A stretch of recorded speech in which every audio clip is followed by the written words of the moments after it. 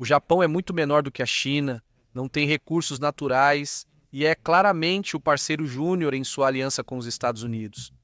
Eu disse que eles enfrentam uma implosão demográfica. Então, como o futuro deles pode ser promissor?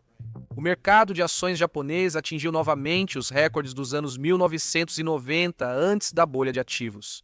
O maior sindicato do país conquistou aumento salarial de 5% para seus 7 milhões de membros. Apesar do Banco do Japão elevar juros pela primeira vez em 17 anos, analistas destacam estagnação econômica, desafios demográficos e aumento da dívida como obstáculos ao ressurgimento geopolítico japonês. Eles não percebem, o Japão está despertando. Alterações nas leis trabalhistas, tributárias e de saúde facilitaram que jovens adultos no Japão formem famílias e criem filhos. O país continua sendo a sociedade mais velha do mundo, mas já não é mais o que envelhece mais rápido. Coreia do Sul, China e Alemanha estão em situação ainda pior. Também é líder global em automóveis, semicondutores e eletrônicos, o que resulta em um superávit comercial saudável. Mas a maior mudança é a transformação no relacionamento do Japão com os Estados Unidos. O Japão comprou seu lugar no círculo íntimo dos aliados americanos. Essa jogada estratégica vai ajudar o Japão a enfrentar seu rival histórico, a China, que tem adotado posturas cada vez mais agressivas no Indo-Pacífico. A próxima década será decisiva para a economia globalizada, a geopolítica da Ásia e o futuro do Japão. Vamos reunir peças desse quebra-cabeça para mostrar por que as perspectivas do Japão não são sombrias. O Japão é o aliado mais importante dos Estados Unidos, o que é louco porque, há 78 anos, eles lançaram 2 bombas nucleares sobre eles. Mas hoje a China é o principal rival geopolítico dos Estados Unidos. Além de ser a segunda maior economia do mundo, a China está pressionando para dominar a Ásia. O plano declarado é tomar Taiwan pacificamente ou à força, depois expandir influência na Ásia, garantir mais autonomia econômica e, por fim, buscar hegemonia global. É uma ameaça crível, já que os estados com mais recursos econômicos podem transformar isso em maior poder militar. Irã, Coreia do Norte ou Turquia poderiam fazer planos grandiosos semelhantes, mas não conseguiriam transformá-los em realidade. Nenhum desses países tem mais do que 1/10 do poder econômico dos Estados Unidos, e mesmo a Rússia tem apenas 1/5 da força econômica da América. Como resultado, os Estados Unidos da América estão pressionando seus aliados da OTAN para equilibrar a agressão russa e deixando que outra pessoa se preocupe com o petróleo no Oriente Médio. Enquanto isso, a Ásia responde por 40% do produto interno bruto global e gera 2/3 do crescimento mundial. Se a China conseguisse capturar Taiwan, ela ganharia influência sobre a Coreia, o Japão, as Filipinas, a Austrália e o restante do Sudeste Asiático. Com sua capacidade tecnológica, a região pode usar essas vantagens para desafiar a dominância americana, pois os Estados Unidos têm percebido isso lentamente. A base da estratégia para conter a China foi estabelecida pela liderança japonesa, há 2 décadas. O primeiro-ministro Shinzo Abe começou a defender o conceito de um Indo-Pacífico livre e aberto para contrabalançar a China. Já em 2007, quando ele reapresentou o conceito em 2017, ele foi endossado pelos Estados Unidos, sob o governo do presidente Trump. No ano seguinte, o secretário de Defesa dos Estados Unidos da América, James Mattis, renomeou o Comando do Pacífico dos Estados Unidos da América para Comando Indo-Pacífico dos Estados Unidos da América durante a cerimônia de troca de comando no Havaí. Isso pode parecer pequeno, mas redefiniu a postura de segurança americana em torno do Mar do Sul da China e reuniu o Quad, Austrália, Índia, Estados Unidos da América e Japão, em um diálogo estratégico de segurança. Esta também é uma das únicas vezes na história em que um líder estrangeiro desenvolveu uma doutrina que se tornou central para o pensamento estratégico dos Estados Unidos da América. É um impacto considerável em uma aliança militar já forte. O Japão abriga mais tropas americanas do que qualquer outro país além dos Estados Unidos, com mais de 50 mil militares estacionados lá. Eles armazenam armas nucleares dos Estados Unidos da América para se preparar contra a crescente ameaça da China. O Japão também anunciou um aumento de 60% nos gastos com defesa nos próximos 5 anos, o maior aumento feito por uma nação democrática desde a era Reagan. Seus 2 novos porta-aviões da classe Izumo, entre os 4 principais meios militares não americanos da história, em breve operarão apenas aeronaves de asa fixa dos Estados Unidos da América, o primeiro-ministro Fumio Kishida participou até de uma conferência da OTAN, apoiado por laços econômicos cada vez mais fortes. Após a eleição de Donald Trump, Abe foi a Washington pedir um acordo. O governo Trump conseguiu fechar apenas alguns acordos enquanto esteve no poder, sendo México, Canadá e Japão os principais. Isso reduziu um pouco o prestígio dos japoneses, mas garantiu acesso ao óleo de arroz, gás natural, minério de ferro e lítio, essenciais para sua economia. Zumbido! O Japão construiu vários impérios marítimos agressivos ao longo de sua história. As 14 mil ilhas de sua terra natal carecem de recursos e são difíceis de navegar internamente, tornando o Japão a potência naval mais natural do hemisfério oriental. O Japão se industrializou antes da Coreia e da China, mas devido à falta de recursos naturais e à distância dos colonizadores europeus, permaneceu relativamente intocado por potências estrangeiras. Isso significava que, por séculos, o Japão podia atacar seus vizinhos com uma agressividade maior do que a da França de Napoleão ou do Império Britânico. O massacre de Nanquim, a anexação da Coreia e a invasão da Manchúria ainda estão gravados na memória cultural da região após a derrota do Japão na Segunda Guerra Mundial. Essas cicatrizes poderiam facilmente ter levado a retaliações por parte de seus vizinhos. No novo contexto liderado pelos Estados Unidos da América, as vantagens do Japão aumentaram, já que os Estados Unidos da América garantiam a segurança das ilhas. Com a ocupação e presença militar, o Japão passou a focar apenas na economia. Isso se deve ao artigo 9 da nova Constituição japonesa, que renunciou à guerra e limitou as forças a uma aplicação exclusivamente defensiva. Assim como a Alemanha, isso liberou uma população técnica, trabalhadora e ambiciosa para focar apenas em objetivos econômicos. Ambos criaram grandes economias exportadoras. Akio Marita, fundador da Sony após um shopping ser destruído por bombas, ajudou a reconstruir a indústria japonesa para competir no mundo. Empresas japonesas tradicionais como Hitachi, Toshiba e Mitsubishi, que dominavam antes da Segunda Guerra Mundial, voltaram com força total. Na década de 1980, o produto interno bruto per capita do Japão superou o dos Estados Unidos e, alguns anos depois, eles quase conquistaram o posto de maior economia do mundo. No início dos anos 1990, a bolha estourou e causou uma década de estagnação econômica. Mesmo após a recessão dos anos 1990, o Japão segue com a quarta maior economia do mundo. O Japão tem focado mais nos Estados Unidos. Toyota e Honda construíram suas fábricas em Indiana, Alabama, Ohio e outros estados dos Estados Unidos da América. Isso proporciona às empresas japonesas uma cadeia de suprimentos resiliente, situada próxima aos consumidores finais que, no fim das contas, comprarão seus produtos. E isso é fundamental porque a demografia japonesa é péssima. A taxa de fertilidade deles caiu abaixo do nível de reposição de 2,1 filhos em meados dos anos 1970 e nunca se recuperou. Isso significa que os líderes japoneses vêm se preparando para a diminuição da população em idade ativa há 5 décadas. Transferir a fabricação de seus produtos para outros países permite que eles utilizem outras fontes de mão de obra e obtenham tratamento fiscal preferencial sobre esses bens manufaturados. Os Estados Unidos da América não priorizam tarifas para carros do Mississippi. Após as vendas, a empresa envia parte dos lucros para casa para ajudar sua população idosa.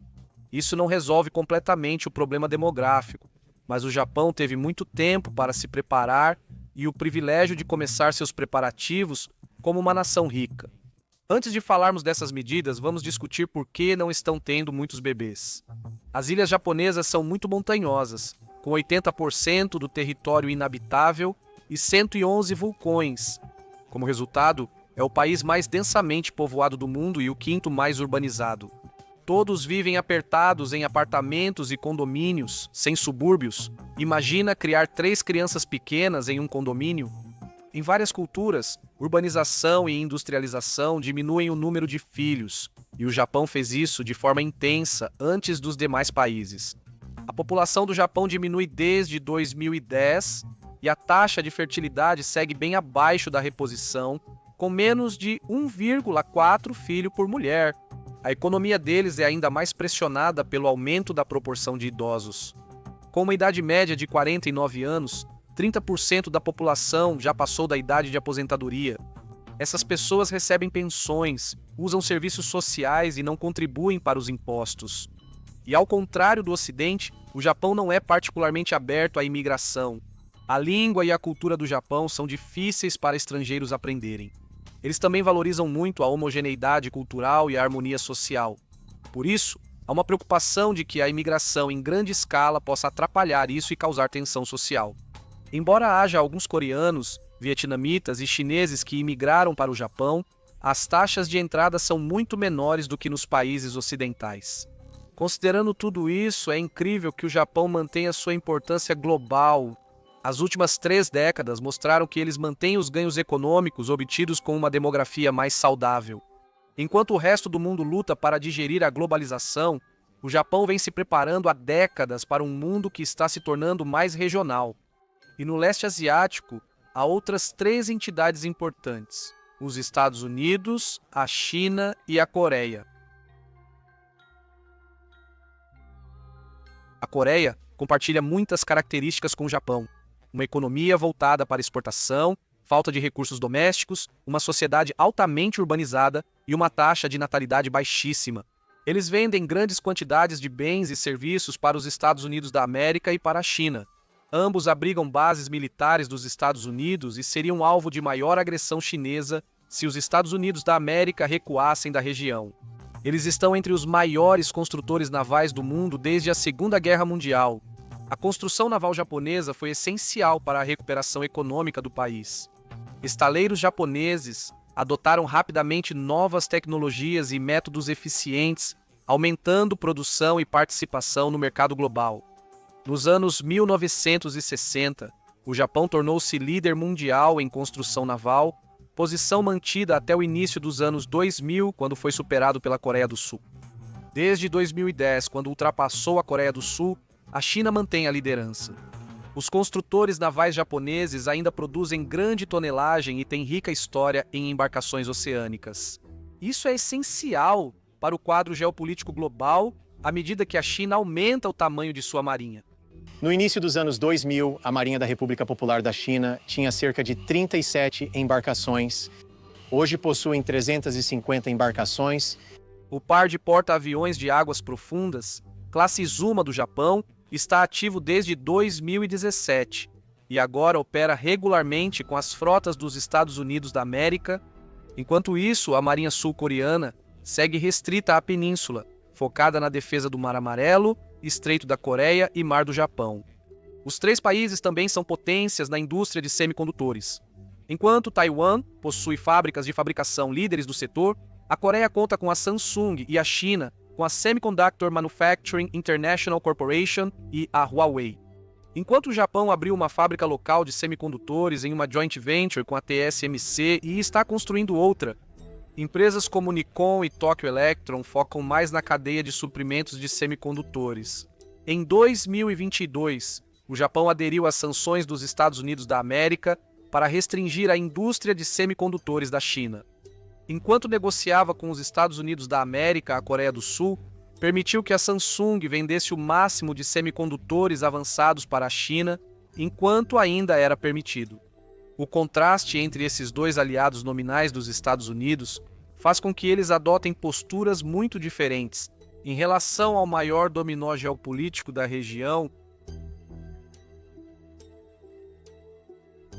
O presidente chinês Xi Jinping afirmou repetidamente que tomar o controle de Taiwan é seu principal objetivo estratégico. Se você acha que líderes autoritários devem ser levados a sério quando dizem repetidamente que vão fazer algo, então você concorda com isso. Isso provavelmente será um ponto de conflito na próxima década. O Japão tem interesse direto em manter a estabilidade no Estreito de Taiwan, já que qualquer conflito entre a China e Taiwan teria graves implicações econômicas e de segurança. Mais de 40% do comércio japonês e boa parte da energia do país passam pelo Mar do Sul da China. Os Estados Unidos há muito mantêm uma política de ambiguidade estratégica em relação à defesa de Taiwan. Ainda assim, há razões para crer que os Estados Unidos da América reagiriam a uma invasão. Diferente da Ucrânia, senhor, as forças dos Estados Unidos da América, homens e mulheres americanos, defenderiam Taiwan, no caso de uma invasão chinesa. Sim. Para começar, invadir Taiwan seria extremamente desafiador para os chineses. A invasão anfíbia do dia D na Normandia foi um milagre logístico.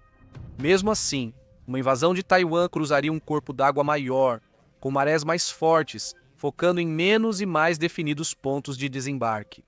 Embora todos os jogos de guerra sugiram vitória chinesa sem envolvimento dos Estados Unidos da América, a derrota se torna possível caso as forças militares dos Estados Unidos da América e do Japão sejam ativadas. Após se aposentar, o ex-premier Shinzo Abe afirmou que Japão e Estados Unidos da América não ficariam inativos se a China invadisse Taiwan.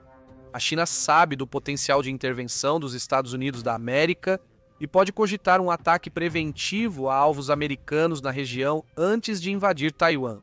Como a maioria dos ativos militares dos Estados Unidos da América na região está localizada no Japão, tal ataque provavelmente arrastaria tanto o Japão quanto os Estados Unidos para o conflito. As bases próximas ao Japão e sua marinha podem ter papel decisivo no conflito. Okinawa está a 750 quilômetros de Taiwan e tem uma base militar dos Estados Unidos da América. As ilhas Senkaku, um grupo de ilhas desabitadas sob controle do Japão, poderiam servir como porta-aviões inafundáveis em conflitos.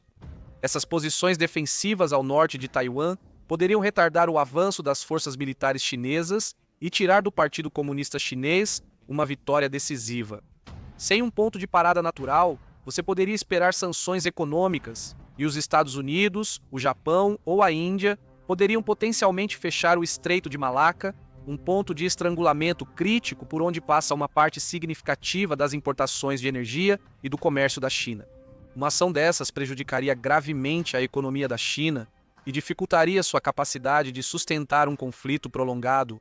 Japão e Estados Unidos da América provavelmente contariam com o apoio da Austrália e Reino Unido pelo Pacto de Segurança Trilateral, Austrália, United Kingdom, United States.